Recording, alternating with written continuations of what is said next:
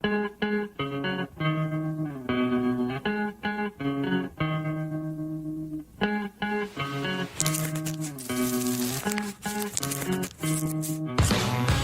are lighting up all over the country. They call it the green rush. Marijuana has moved out of the back alleys and into the open. Happy Cannabis Cup, y'all. In some states, it's legal to grow, to sell, to smoke. And marijuana could be legalized in a city near you. So easy to get, and many think so harmless.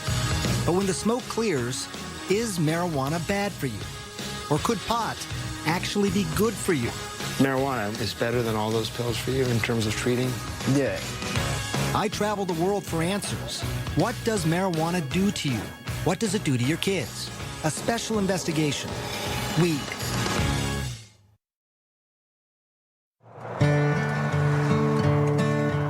Our journey begins here, in this small town home, nestled in the mountains, with a family who has never allowed TV cameras in before. And you're gonna soon learn why. This is so pretty out here. Yeah. They live in Colorado, one of 2 states where it's legal to smoke pot medically and recreationally. But here, it's also taboo to residents like Paige Figge and her husband, Matt. I'm sure it was mentioned to us by someone, hey, you should try this. And I thought, no way. You thought that's fringe stuff? No way, not in a million years, no. But in this area, marijuana is far from fringe. 4 joints, and do you want Island Sweet Skunk? Medical dispensaries are everywhere. Hey, welcome, guys. People are smoking in private clubs and public festivals. But none of this is for Matt. He's a military man, and marijuana would be a career ender. I grew up in Wisconsin in a well-loving family, and I was educated to, like, oh, that's a drug. You don't do that. And I never did. But just decades ago, marijuana was a legitimate medication, also called cannabis, prescribed by doctors and dispensed by pharmacies. This is Harry J. But that all changed in 1930. A relentless warfare against Henry Anslinger, the United States' first drug czar. For him, public enemy number 1, you guessed it, marijuana.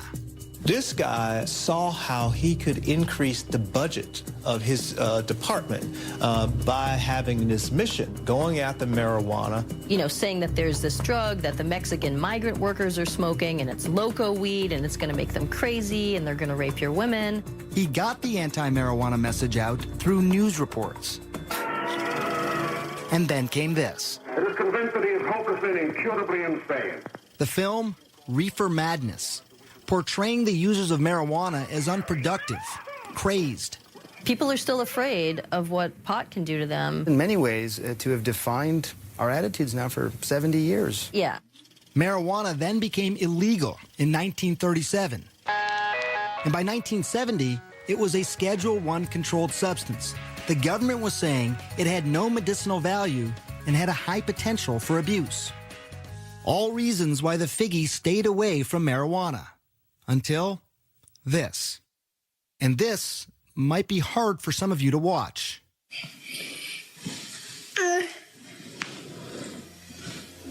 It's okay, baby. This is their daughter, Charlotte, having a seizure. We just thought it was just one random febrile seizure. Nothing to really do, Right. no medications. It's a fluke. Right. A fluke made sense. After all, Charlotte, nicknamed Charlie, was born perfectly healthy, a fraternal twin to sister Chase.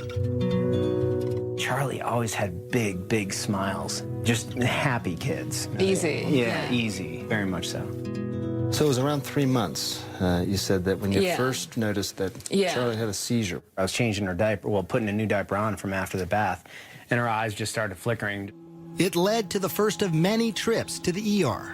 They did the $1 million workup, the MRI, EEG, spinal tap. You know, they did the whole workup and found nothing and sent us home. No abnormal blood tests, no abnormal scan. And developing normally, too. You know, talking and walking, and the same day as her twin. Nothing was behind yet. By the time she was 2, though, the seizures had become constant and started to take their toll on their once happy, joyful little girl. She started to really decline cognitively, and she was slipping away, and she just wasn't keeping up with her twin. The Figgies finally found an answer. It was awful news. Dravet syndrome. It is severe, intractable epilepsy. The seizures start during the first year of life and are unstoppable, difficult to control, and very damaging. Severe behavioral problems, attention deficit and hyperactivity, the self-injury, banging her head on the floor and pulling her hair out, and like a possessed child. This isn't your perfect, happy Charlotte. It was a race against time. Many Dravet kids die young, in early childhood. Charlotte was almost 3. For the next 2 years, the Figgies tried everything. Strange diets, acupuncture, and dozens of powerful drugs like Valium, Ativan, phenobarbital. But nothing seemed to help.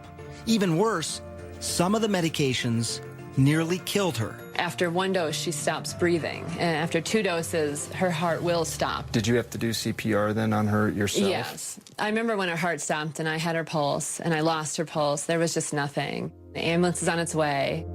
She survived. You're okay. Mommy's here. But now it was fall of 2011, and Charlotte was 5 years old. When things were at their worst, she just sees all night, and the kids are sleeping either in my room or next door. They can hear her, the seizure scream all night, 50 times a night. And Chase would come in the morning and just, this is her twin, and just hug her and like rub her head and say, I'm just so glad you survived through the night last night. Matt had been deployed to Afghanistan, and the only thing he could do to help was start scouring the internet. And he stumbled onto this video of a child using marijuana. So how's everything going? Jaden had 4 days without a seizure. I'm like, wow, having success, and specifically Dravet, this is interesting. It's natural. And while he couldn't ever imagine taking marijuana himself, he was now in the stunning position of recommending it for Charlotte. I was like, we need to do this. And I said, I don't know. Charlie, there you are. And then Charlotte's condition got worse.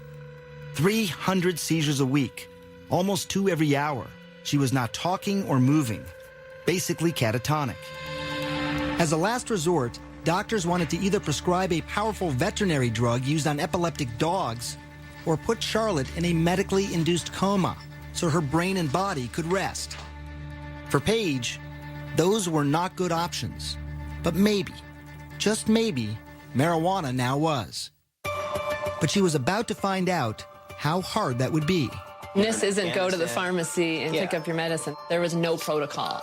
When we come back, what will the Figgies do? And what would you do if this were your daughter?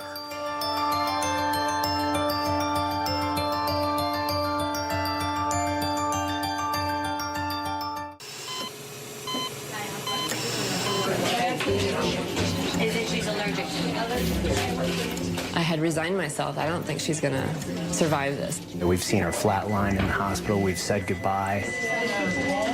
You're listening to Matt and Paige Figgy describe their own daughter. What would you do if this were your child? Charlotte Figgy had an extreme form of epilepsy. Her body was so frail that any seizure could kill her. With no traditional treatment left to try and the clock ticking away, her parents decided to try marijuana. Charlotte was just 5 years old. You need a card in order to be able to get the cannabis from a pharmacy. Doctors have to prescribe it. You need 2 doctors in Colorado to get the card for a juvenile or a child.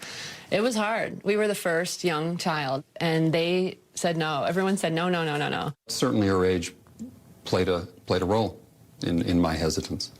Dr. Alan Shackelford is a Harvard-trained physician. He's also among a handful of doctors in Colorado who give prescriptions for medical marijuana.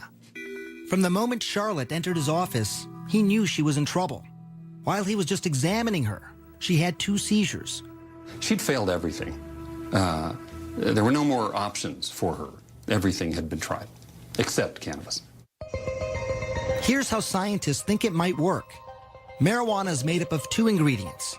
THC, that's the psychoactive part that makes you high, and CBD, also called cannabidiol. It's the CBD that scientists think modulates electrical and chemical activity to help quiet the excessive activity in the brain that causes seizures. I've been telling my patients to cut. Dr. Julie Holland is the editor of The Pot Book, a complete guide to cannabis.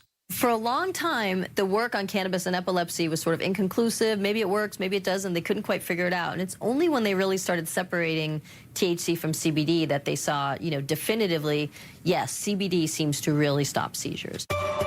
So the Figgies needed to find something that was rare, a strain of marijuana that was low in THC. Of course, they didn't want Charlotte getting stoned, but also high in CBD to treat her seizures. And that wouldn't be easy. Dispensaries and growers, they make their money off strains that are high in THC. I'm Joel. I'm Josh. No one knows that better than the Stanley brothers. Their family business is pot. And if you look at these clean-cut guys and what you see surprises you, don't worry. They've heard it all before. When we round the corner, they're like, oh, wait a second. Did you finish high school? They all not only finished high school, but also college, and in some cases, graduate school. Now, they are some of Colorado's biggest growers and dispensary owners. They produce up to 600 pounds of medical marijuana a year, and much of that marijuana is high in THC. But here, on their remote farm at this undisclosed location in the mountains, It takes a lot of plants. We're allowed to grow 6 per patient. they have been growing something different, something they call revolutionary. So Greenhouse 1. Greenhouse 1, yes. Welcome to paradise. Behind closed doors and under tight security, we enter what the Stanleys call the Garden of Eden. There's nothing like this in the world. This plant's 21% CBD and less than 1% THC. It took years of crossbreeding plants to get to this point. Instead of breeding up the THC, we've bred down the THC and bred up the CBD. And people said, you're crazy. Who's going to smoke that? So why grow it then? Well, the Stanleys also believed in CBD's potential to treat many diseases. And they had seen it change lives before. I always have 2 strains. Meet 19-year-old Chaz Moore. He uses many different strains of marijuana, many of them high in CBD, to treat his rare disorder of the diaphragm. My abs will, lock up. That's why he's talking this way, almost speaking in hiccups, like he can't catch his breath. It's called myoclonus diaphragmatic flutter. This fluttering here, it's annoying, but it becomes painful pretty quickly, I imagine. Yeah. Yeah, after 15, 20 minutes, this is where I can start to really feel it. He's about to show me how the marijuana works. He's been convulsing now for 7 minutes. How quickly do you expect this to work? Within the first 5 minutes.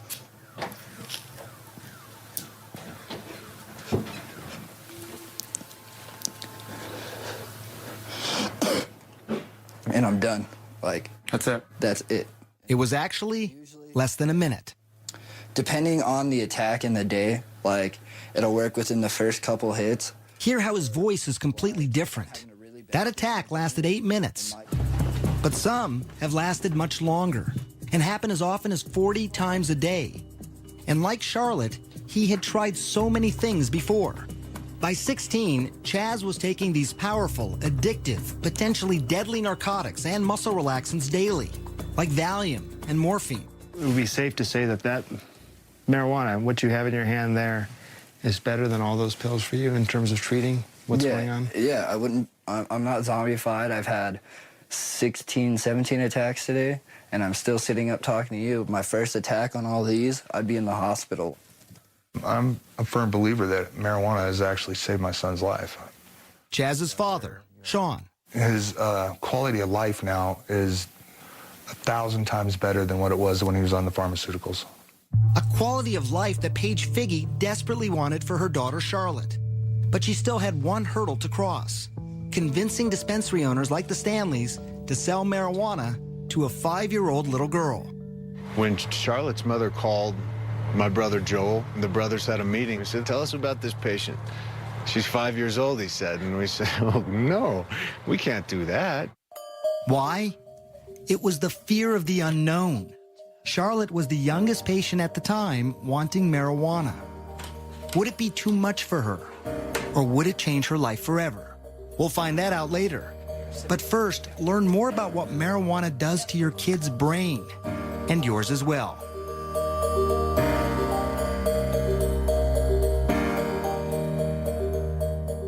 That's what I'm talking about. Y'all smoking or what? If you smoking weed, make some noise. Yeah. April 20th, Denver, Colorado. We like we smoke, we sing.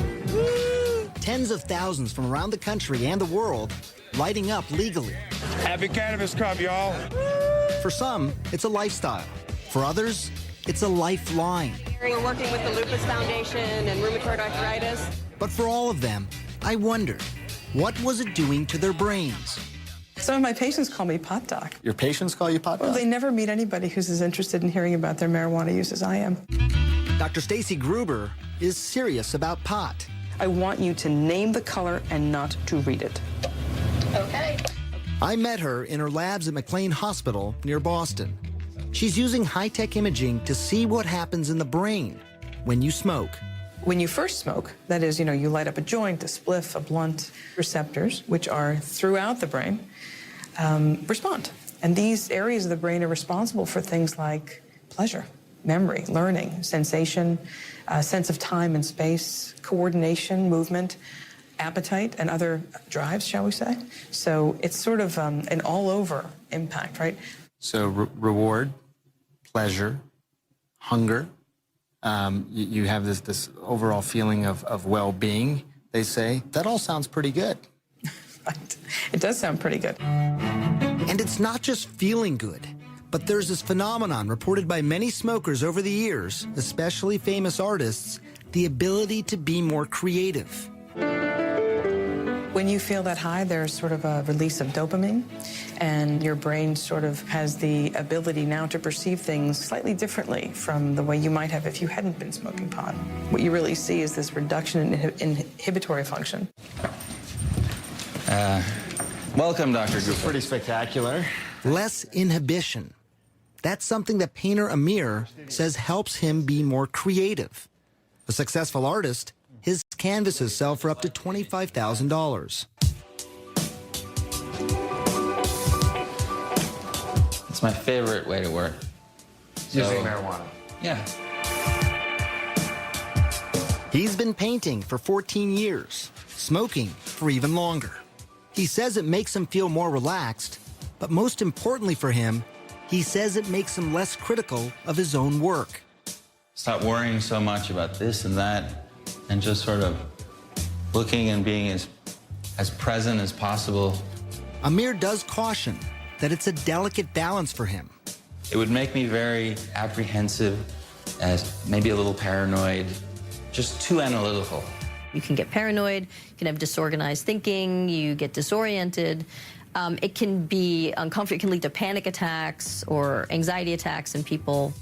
How do you know when you've done too much? Simple tasks become very frustrating, like mixing paint, and then just sort of get into this state of you know?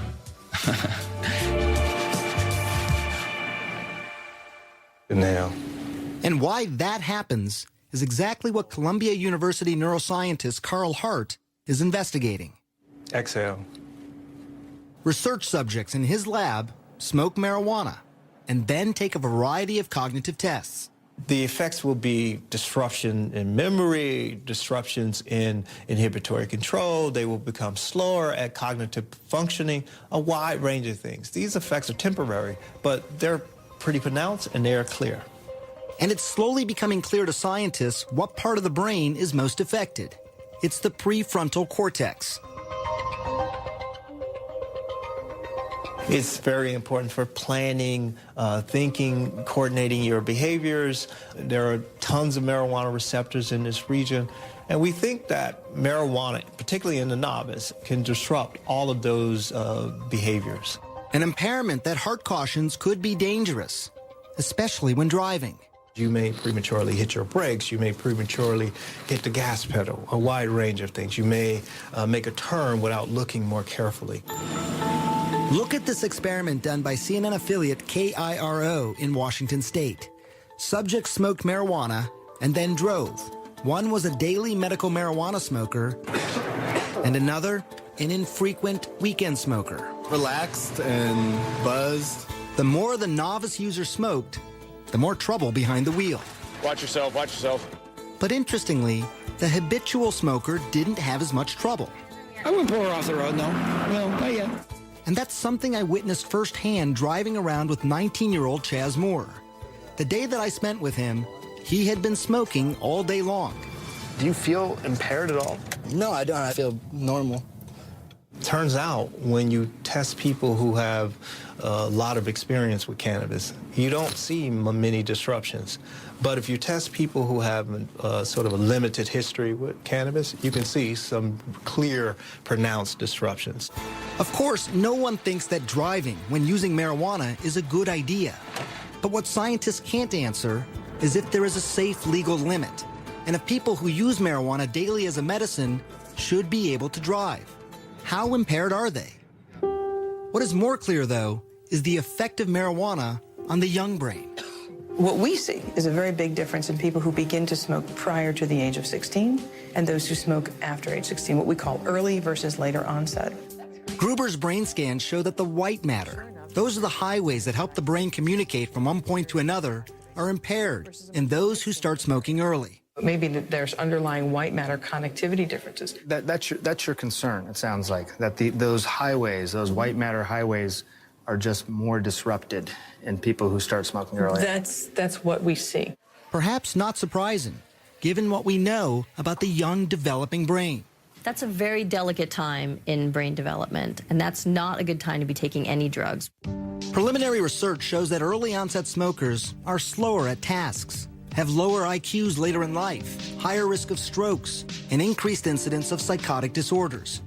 And while these studies are not conclusive, some scientists are still concerned because in 2012, 35% of high school seniors lit up.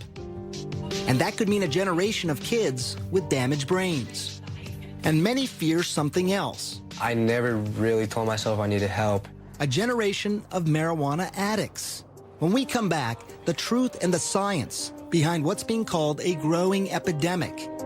And later, Charlotte's story, the first and youngest child to try marijuana in Colorado.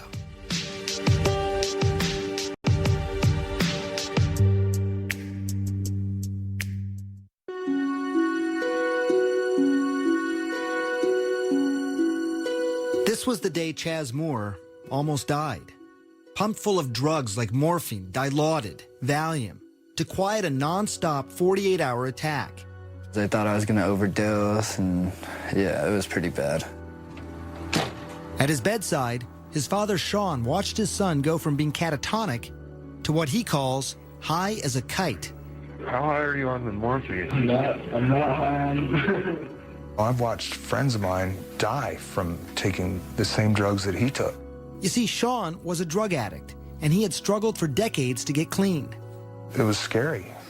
It was really important for him not to take these drugs if he could avoid them. If he could avoid them. I know how addictive they are. I've seen it. It scared the hell out of me. But Sean is not scared of marijuana, and neither is Chaz.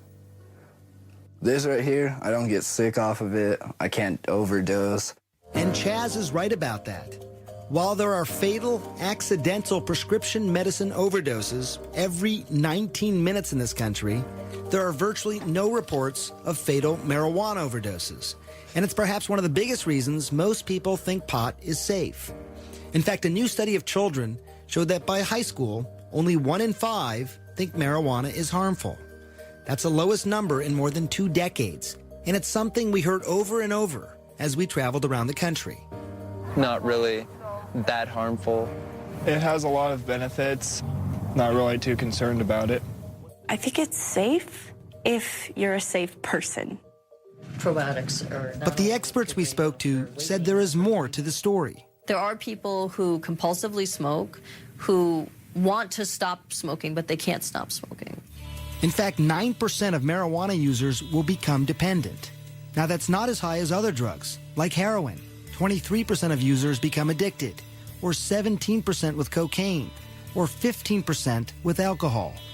But it's still approximately 1 out of every 11 marijuana smokers. There's no longer any scientific debate that marijuana is not just psychologically addictive, but also physically addictive. So give me an update. How you doing? Dr. Christian Thurstone runs one of Colorado's largest youth substance abuse treatment clinics. The number of marijuana addicts he treats has tripled in the last 3 years alone. Literally, I cried about it. Marijuana is #1 on their list of priorities. They have dropped out of life. Back in the day, I wouldn't feel like my day has really started if I didn't get high. Joel Vargas started smoking when he was just 13. By 15, he was smoking more than a dozen times a day. He stopped skateboarding. He even dropped out of school. I like getting high. I need to get high because my brain is telling me. Adolescents, starting at about age 13, have a pretty mature brain reward center, so they can experience rewards and pleasures the same way adults can. But the problem with that is that their prefrontal cortex, which helps people think ahead, control their impulses, that's not fully developed until age 24. That explains why adolescents are much more vulnerable. There's something else that addiction experts believe is likely happening in the brain. When you smoke pot, the feel-good chemicals that make up marijuana, called cannabinoids, remember them? They cause your brain to stop producing its own natural cannabinoids. When you stop smoking, you have no feel-good cannabinoids of your own. Until your body kickstarts production, you feel lousy. So many people smoke again to feel better. And today's marijuana could be more addictive. It has more of the psychoactive ingredient THC than ever before. Brain researcher Dr. Nora Volkov. If you smoke a very potent marijuana, the 9-THC content is going to go very fast into your brain at a relatively high concentrations, and then that increases its rewarding effects and its likelihood of transition into addiction. So how much stronger is it? You see the barbed wire, obviously, on the fences. Well, I traveled to Mississippi, where marijuana is illegal. But here, on the campus of one of the country's oldest universities, Ole Miss, a huge stash of marijuana is under lock and key. This is our vault. This is some pretty tight security. I mean, look at this door.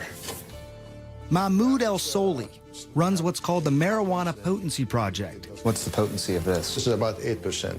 For 3 decades now, his team has analyzed weed confiscated from drug busts. This is 36% THC. You can smell it. It has a good aromatic, smell. How much does this worry you? 36% THC, confiscated. Very, very dangerous material. For someone that is not experienced in marijuana smoking, take some of this and they're going to go into the negative effects of the high amounts of THC, the psychosis, the irritation, the irritability, the paranoia, and all of this. And while not all the plants are this high, there's no question he's seen a trend. In 1972, the average potency was less than 1% THC. Now, it's nearly 13%. Are people becoming more obsessed with high THC marijuana? I think so. They start out with a 0.5% or 1%, and they get a good high. And then as they continue to use that, it doesn't give them the same high anymore, so they seek either smoking more or higher potency material. It happened to Joel Vargas.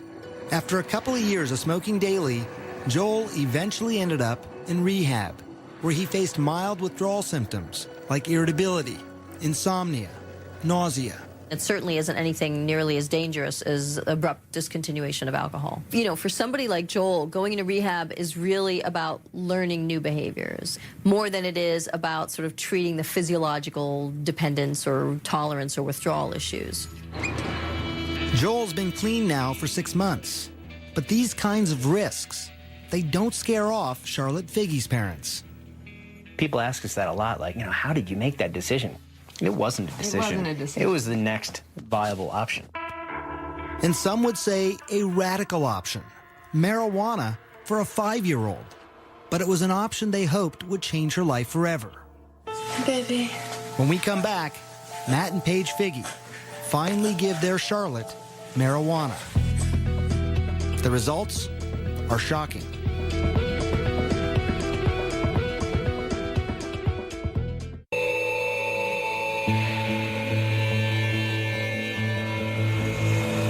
It was January 2012. Afghanistan. About 7,000 miles away from his family in Colorado, Matt Figge received this video from his wife, Paige. It's horrible seeing these videos when I'm deployed. It was his 5-year-old daughter, Charlotte, seizing. Diagnosed with a severe form of epilepsy, she was having 300 seizures a week, each attack so severe it had the potential to kill her. They had already tried dozens of high-powered drugs. We needed to try something else, and at that point in time, marijuana was that natural course of action to try. At home in Colorado, Paige searched for marijuana high in CBD. That's the ingredient some scientists think helps seizures, and also low in THC. Remember, she didn't want to get her daughter stoned. She found a small amount at a Denver dispensary. The owner was surprised that anyone would even want it. They said it's funny because no one buys this, that was the general consensus. Nobody wanted it. It didn't have any effect. Paige paid $800 for a small bag and took it home. I had a friend that was starting a business on making medicine. And I said, can you help me extract the medicine from this bag of marijuana? I measured it with a syringe and squirted it under her tongue. It was exciting and very nerve-wracking. Holding Charlotte in her arms, Paige waited. An hour ticked by, and then another, and then another. She didn't have a seizure that day.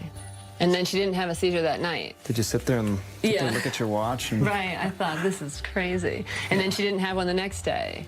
And then the next day. And I thought, she would have had 100 by now. And I just thought, this is insane. I remember how happy Paige was. Like, it's really working. I can't believe it. Yeah, that was pretty amazing to hear. It had worked. But in just a couple of weeks, the excitement was overshadowed by panic.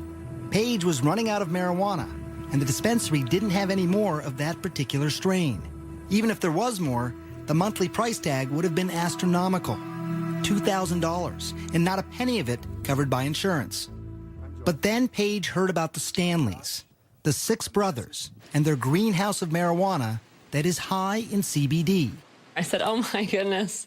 He says, I don't know what to do with it. We're trying new things with it, but no one wants it. It's not sellable. I said, just don't touch that, because we need that plant. At first, they didn't want to take the risk of giving marijuana to such a young child. But then they met her. Tell me about the first time you met Matt, Paige, and Charlotte. I'm going to get you misty-eyed. Yeah, you get all of us crying when we start talking about that little girl. The Figges had hit the jackpot, a steady supply of high CBD marijuana, and they only had to pay what they could afford. People have called us the Robin Hoods of marijuana. They say that we sell pot so that we can take care of the kids and the truly less fortunate. Charlotte was the first of those kids. Late spring 2012, she tried the Stanley Special Marijuana, and again, it worked. I can't tell you what that means to us. Get you a dozen in a little bit. If it doesn't get you, something's wrong with you. She lived her life in a catatonic state. Now her parents get to meet her for the first time. What a revelation. Yeah, Kitty. The child who had had 300 seizures a week was now down to just 1 every 7 days. Pitter pat, tiptoe. When I first met Charlotte, March of 2013, it was 1 year after that first dose of marijuana. Achoo! After almost 2 years on a feeding tube, she was now eating on her own. Yellow? She was talking, even walking. Puppy. Yeah, please, she said please. Go! But these stories, they are not without their skeptics. One of the country's 2 hospitals dedicated to Dravet syndrome in Florida states at present there is no evidence that cannabidiol is effective for the treatment of epilepsy. The American Academy of Pediatrics also opposes cannabis, as does the National Institute on Drug Abuse. It is such an amazing turn of events that it really can't be a fluke, but I do still wonder. Do you still wonder too, Matt? Hell no. You know it's working. It's working great. You just look wonderful. And Charlotte's doctor, Alan Shackelford, also agrees.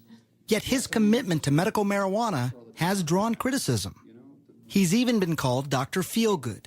How difficult is this for you to talk about as a physician?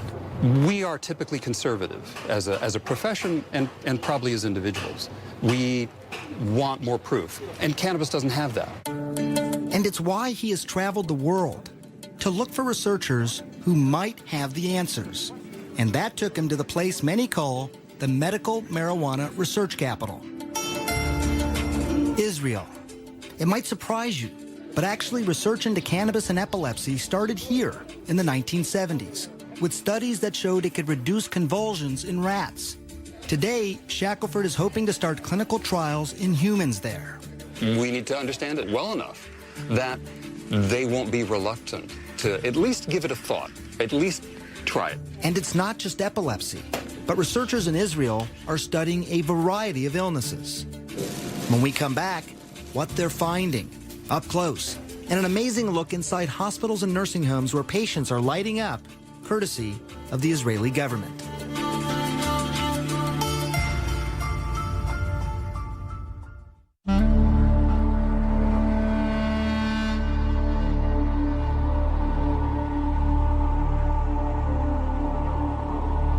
As the sun was rising on the ancient city of Jerusalem, the final leg of our journey was just beginning. There have been some great advances here, and I'm proud of that, obviously. Dr. Boaz Lev is with Israel's Ministry of Health. Here, they have pioneered marijuana research. They were the first to isolate THC and CBD decades ago. And now the country's ministry licensed 10,000 patients to use marijuana medicinally and has approved more than a dozen studies to treat illnesses like PTSD, pain, Crohn's disease, even cancer. Hopefully, this will prove to be the best medication. I really hope so. We're not there yet. Answers might come from places like this. It's a state-run nursing home outside of Tel Aviv. Residents here are using marijuana for pain, loss of appetite, Parkinson's disease, and dementia. Moshe Root is one of those residents. He was 77 when he smoked his first pipe of marijuana. He's 80 now, and he smokes a couple of times a day. It's to help with the pain and the hand tremors caused by a stroke. So it's a mixture of tobacco and marijuana. He even decided to light up during our interview to stop his hands from shaking. You're saying your hands are steady because of the marijuana? It also helped ease a deeper pain hidden from sight. You see, Moshe is a Holocaust survivor. When his wife died a couple years ago, he was haunted by nightmares of his childhood, hiding from the Nazis. The marijuana, he says, took him out of the darkness. You dream. You fly. When you smoke? Yeah. There are 19 other patients here. Scientists at Tel Aviv University are now studying their progress, and they call the results outstanding, including weight gain, improved mood, pain and tremor reduction. But I can tell you as a doctor, it was my next stop that proved the most surprising. This is Israel's largest hospital, Sheba Medical Center. You put up your medical cannabis. Amashe is using marijuana to help him with the pain and nausea from chemotherapy. Filling up this balloon, so that's your medicine inside there. Of course. Now take it out, put up the mouth. And he's doing it inside the hospital. How are you feeling? Relief, first of all in the muscle, in the leg.